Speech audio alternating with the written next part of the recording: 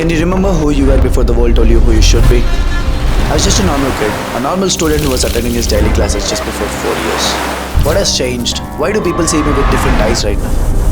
Well, I'm not sure of what exactly happened, but if there's one thing that I've learned in my life till now, it is this.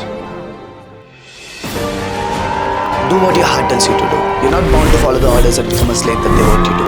Learn what you want to learn, do what you want to do, just prove them wrong. Never forget this.